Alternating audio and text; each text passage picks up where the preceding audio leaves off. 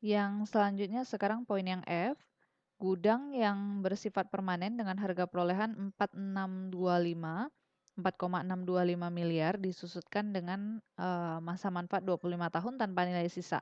Jadi ini terkait dengan penyusutannya disusutkan. Oke, di sini saya coba-coba aja di bawahnya. Itu harga perolehan. Harga perolehan ini terkait dengan gudang ya yang F ya. Harga perolehan gudang 4,625 1 2 3 4 5 6 itu tunggu.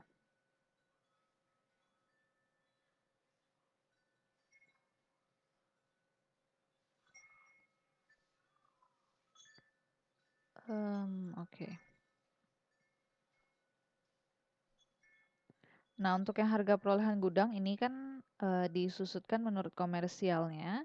Menurut komersial atau menurut perusahaan itu disusutkan selama 25 tahun. Nah, jadi beban penyusutannya itu, beban penyusutan menurut perusahaan tinggal dibagi. Ini bagi dengan 25. Oh, tunggu. Dibagi dengan 25. Oke. Nah, hasilnya 185 juta. Makanya di sini kalau kalian perhatikan beban penyusutannya gudang itu sebesar 185 juta. Nah, kalau diperhatikan di aturan perpajakan, saya bukakan dulu PowerPoint-nya. Sebentar. Kalau di aturan perpajakan agak di bawah dia. Kalau menurut aturan perpajakan, harga umur ekonomis, nah ada di sini ya. Kalau misalnya umur ekonomis terkait dengan tadi apa? Gudang permanen. Gudang kan gedung ya, bersifat gedung lalu permanen. Jadi dia masuknya ini yang bangunan permanen. Jadi kalau menurut aturan fiskal itu harusnya disusutkan 20 tahun, bukan 25. Jadi nanti kita hitung ulang. Di sini berarti harusnya menurut fiskal ya.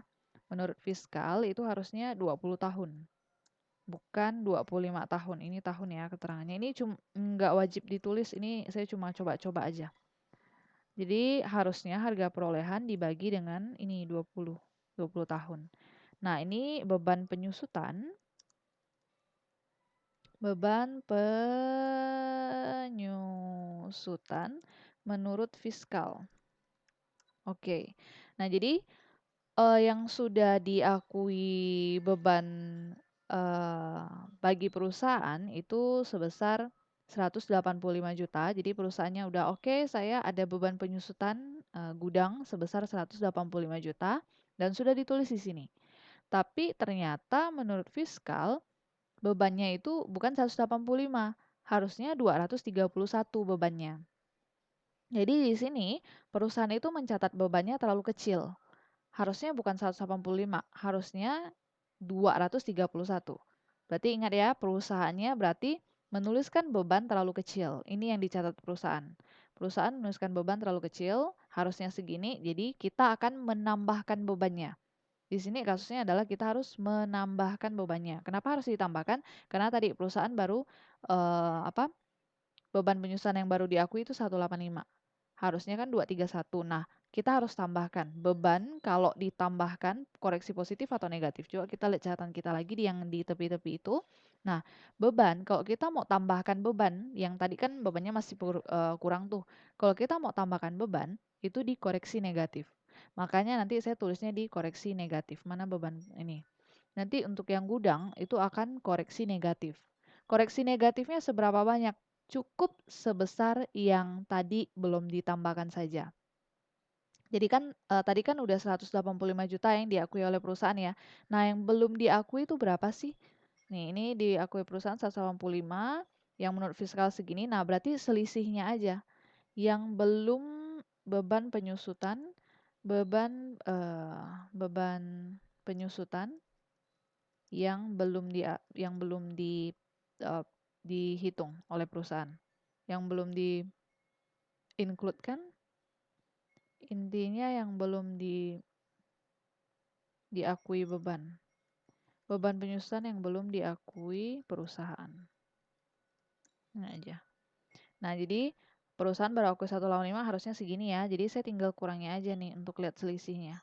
Oh, ternyata ada selisihnya. Jadi dari 185 juta yang masih harus ditambahkan oleh perusahaan itu sebesar 46.250 supaya hasilnya nanti jadi 231. Nah, jadi di sini tadi kan kalau kita mau menambah beban tadi kan koreksinya di koreksi mana nih? Nih, kalau mau menambah beban di koreksi negatif. Jadi kita isinya di kolom yang negatif sebesar selisihnya tadi 46.250. Di sini ya, yang gudang kita tulis di koreksi negatif.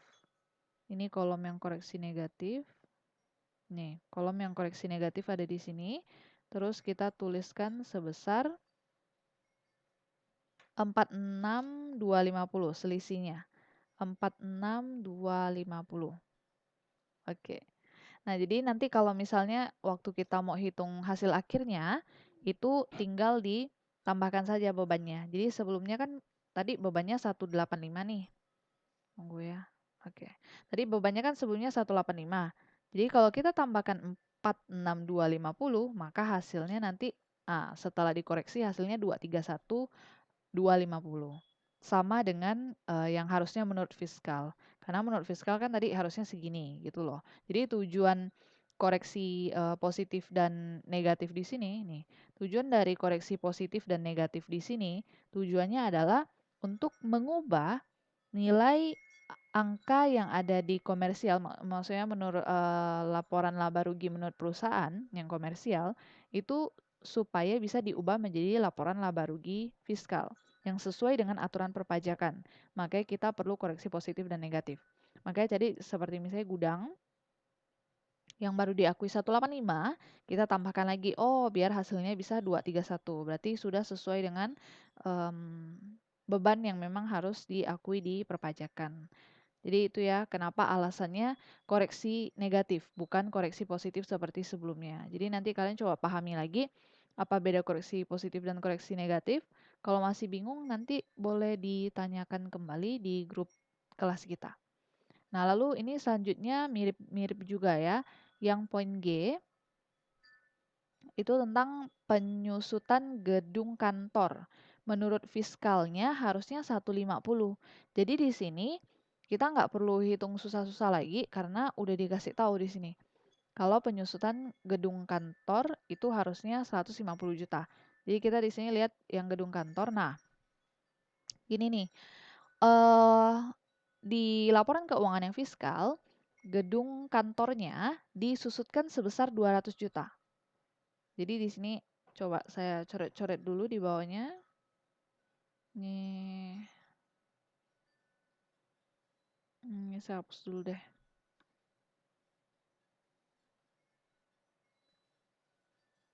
Oke. Nah, jadi menurut fiskal, menurut perusahaan itu beban penyusutan menurut perusahaan itu sebesar yang ini ya. Nih, beban penyusutan menurut gedung kantor tadi ya, oke. Nih, beban penyusutan yang gedung kantor, ini ya, saya lagi bahas yang poin ke ini, G. Beban penyusutan gedung kantor menurut fiskal itu sebesar 150 juta. Tapi ditulis di perusahaan di sini 200 juta. Jadi menurut perusahaan itu 200 juta, 1, 2, 3, 4, 5, 6. Tapi menurut fiskal, beban penyusutan yang menurut fiskal itu cuma boleh 150. Cuma boleh 150. Gitu. Jadi ini kasusnya adalah berarti perusahaannya catat kelebihan. Di aturan perpajakan udah dihitungkan pokoknya beban penyusutannya itu hanya boleh 150 juta. Tapi perusahaan akuinya sampai kelebihan. Jadi diakui sampai 200 juta. Nah, kelebihannya berapa? Sama seperti tadi. Jadi kita hitung selisihnya. Berapa sih sebenarnya selisihnya? Nah, ada kelebihan 50 juta kan? Nah, ingat ya, konsepnya di sini adalah perusahaannya mengakui beban penyusutan yang terlalu berlebihan sehingga harus dikurangi. Jadi dari 200 juta ini harus dikurangi supaya jadi tinggal 150. Nah, berarti ada beban yang harus dikurangi. Beban kalau dikurangi di mana? Kita lihat catatan kita tadi. Ini, beban kalau dikurangi itu dikoreksi positif. Makanya nanti kita tulisnya itu dikoreksi yang positif. Beban yang penyusutan kantor nih, kita tulis dikoreksi bagian yang positif sini. Nih, saya naikkan dulu. Nah, yang positif itu kolom yang sebelah kiri. Isi di sini. Untuk yang penyusutan kantor. Isi sebesar berapa? Sebesar selisihnya tadi. Sebesar berapa yang harus dibuang bebannya. Kan dari 200 juta, kita harus buang bebannya tadi yang 50 juta. Kita buang bebannya yang 50 juta supaya nanti sisanya beban penyusutan kantor ya sesuai ini aturan fiskal 150. Makanya nanti kalau misalnya kita lagi hitung ya, kan kemarin udah saya bilang kan, kalau udah kerja yang koreksi positif sama negatif, nanti kita hitung kolom sebelah sininya. Makanya saya suruh coba hitung di rumah gitu supaya kelihatan bedanya gimana. Jadi ini kan sebelumnya bebannya kan 200. Kalau dikoreksi positif 50, berarti kita kurangi 200 kurang 50. Nanti hasilnya itu jadi 150. Jadi nanti untuk yang penyusutan gedung kantor ini sebelumnya kan 200, dikoreksi 50 atau dikurangi 50, 200 dikurang 50, nah hasilnya 150. Jadi nanti di laporan laba rugi yang fiskal yang menurut pajak itu beban penyusutan kantornya udah bukan lagi 200 juta tapi tinggal 150. Kenapa bisa seperti itu? Karena disesuaikan dengan aturan pajak di mana di soal poin G itu sudah dihitungkan. Jadi memang di soal nanti ada yang udah dihitungkan, ada yang belum. Misalnya tadi di poin yang F belum, jadi kita harus hitung manual lagi, cek peraturannya lagi. Jadi kurang lebih seperti itu ya untuk yang poin ini yang penyusutan.